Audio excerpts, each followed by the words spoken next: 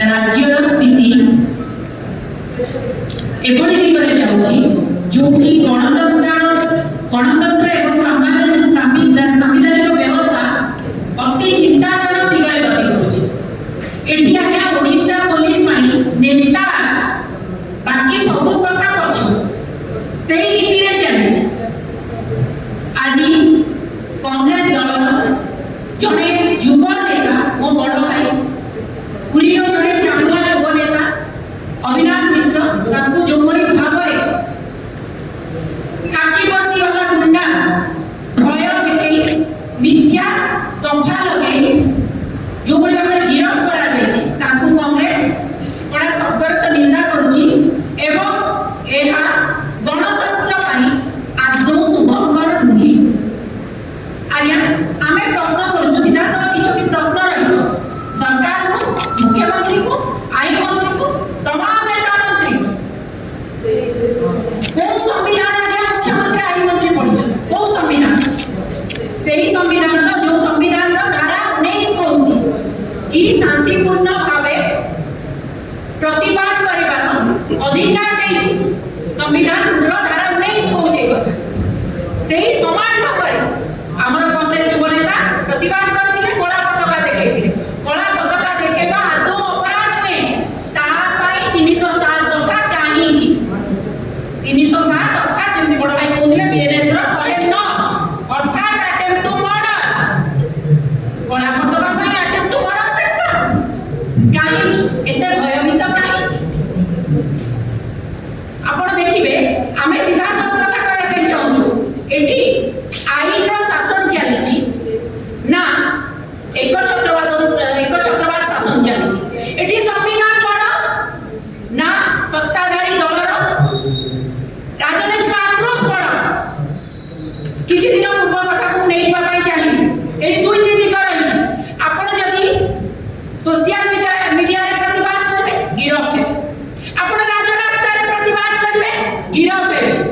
गिरफ होगा सुनिश्चित आपण स्वर उठै परिबे ना। आज्ञा किछि दिन पूर्व आईन मंत्री कोन कहले सोशल मीडिया रे जेउ माने आपत्तिजनक मंतव्य देबे ताको गिरफ करा जे ताहा केवल कोन विरोधी को पाई आपत्तिजनक मंतव्य बीजेपी आईटी सेल जतबे दिया जाउची ताको ऊपर कार्यानुष्ठान काई बीजेपी समर्थित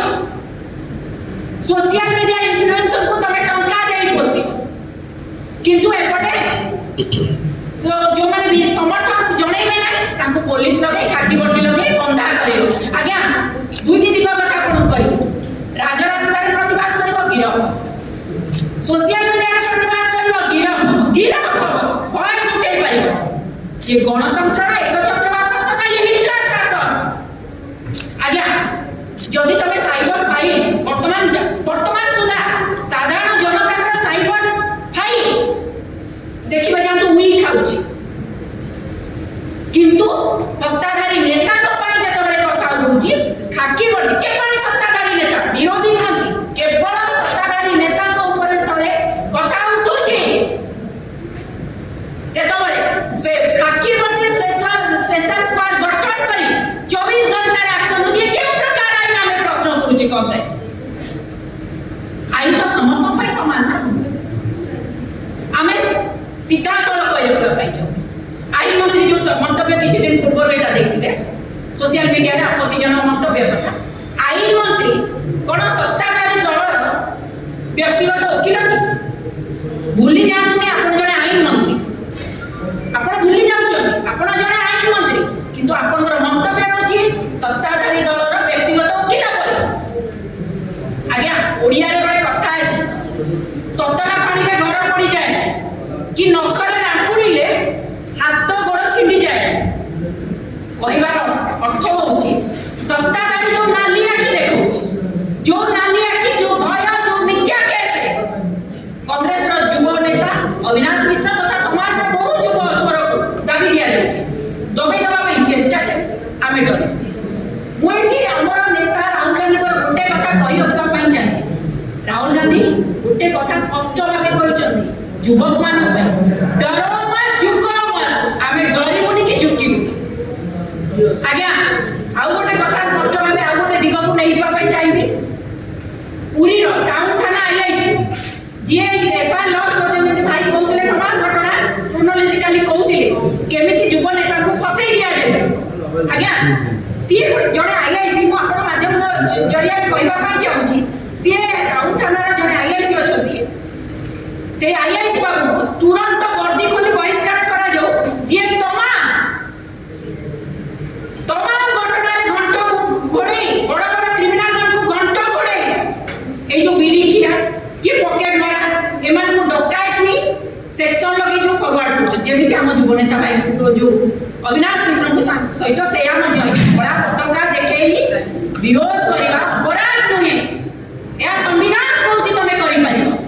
आज्ञा से आईआईसी विरोध हम दुई तीनोटी तथ्य को कहि देबा पई चाहि लोक लोचन आसीबा दरकार जे सेवायतंकर काम करूचंती सेवायत बळी काम करूचंती विभिन्न माने सेवायत बळी कोडी जे कि पाना बांटी लेनी कोडी जे कि अदरपणा बांटी लेनी कोडी ले कि हमर रक्तर रसगोल्ला भोग बांटी लेनी तुलसी कोडी ये जणे आईआईसी जे जणे पॉकेट मार को धरिबे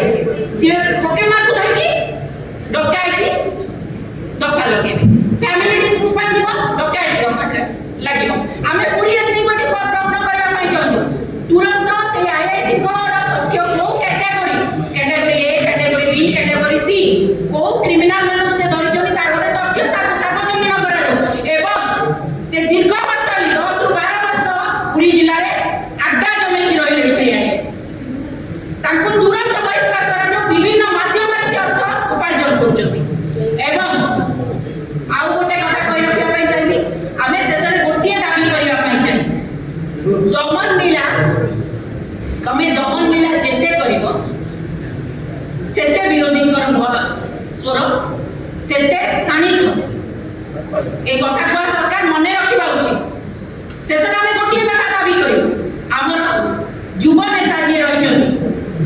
अविनाश मिश्र तथा समाज रे जो युवक माने स्वर उठाउछन्ती